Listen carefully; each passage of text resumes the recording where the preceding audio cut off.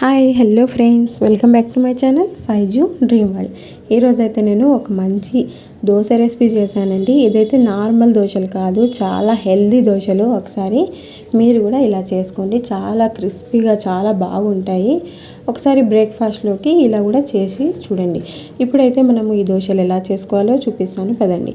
ఇప్పుడైతే నేను ఒక కప్పు గ్లాస్ తీసుకున్నాను, అంటే మనం ఒక గ్లాస్ అయినా తీసుకోవచ్చు బియ్యాన్ని. అయితే ఇలా బియ్యం తీసుకున్న తర్వాత నేను ఇక్కడ కార్న్ చిప్స్ తీసుకుంటున్నాను. ఇవి లేకుంటే మీ దగ్గర అటుకులున్నా తీసుకోవచ్చు. ఒక గ్లాస్ వరకు, ఒక కప్పు వరకు తీసుకున్నాను. ఒక కప్పు వచ్చేసి శనగ బ్యాళ్ళండి, ఒక కప్పు వచ్చేసి ఎర్రపప్పు, మసూర్ దాల్ అంటారు కదా ఆ పప్పు. ఇప్పుడు వచ్చేసి నేను ఇక్కడ శనగబ్యాళ్ళు, కందిబ్యాళ్ళు కూడా తీసుకుంటున్నాను. కందిబ్యాళ్ళు, శనగబ్యాళ్ళు, ఎర్రపప్పు, కార్న్ చిప్స్. ఆ తర్వాత వచ్చేసి మినప్బ్యాళ్ళు అన్నీ ఒక కప్పు వరకు తీసుకున్నాను. ఒక చిన్న గిన్నె తీసుకుని అన్నీ ఒకటే కొలతలో వేసుకోండి.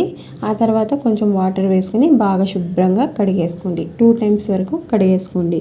ఇలా కడిగేసుకున్న తర్వాత వాటర్ పంపేసి దాంట్లో వచ్చేసి మనం మళ్ళీ 2 గ్లాసుల వరకు లేదా దీంట్లో ఫుల్గా అయ్యేంత వరకు వాటర్ వేసుకొని మనము ఓవర్ నైట్ మొత్తం దీన్ని నానబెట్టేసుకోవాలి.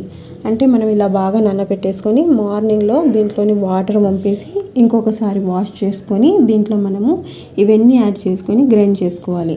అంటే దీంట్లో పచ్చిమిర్చీలు, దీన్ని కారం 3 వేసాను నేనైతే. మీరు కారానికి తగ్గట్టుగా వేసుకోండి.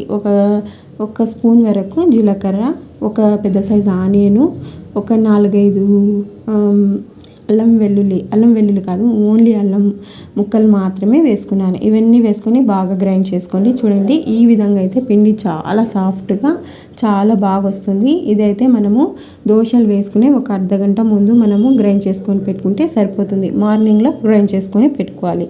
ఆ తర్వాత మనం దోశలు అయితే వేసుకోవాలి. ఇలాగైతే మనం దోశ వేసుకున్నాం అనుకోండి, చాలా బాగా వస్తుంది. మీకు ఎంత దల్సంగా కావాలన్నా వేసుకోవచ్చు, ఎంత పతలాగా కావాలన్నా వేసుకోవచ్చు. చూడండి ఎంత బాగా వస్తుందో. ఈ విధంగా అయితే వేసుకొని ట్రై చేసి చూడండి. చాలా హెల్దీ ఫుడ్ అది. దీంట్లో మనం కావాలంటే నెయ్యి కూడా వేసుకోవచ్చు. చాలా క్రిస్పీగా వస్తాయి దోశలు అయితే, చాలా బాగుంటాయి.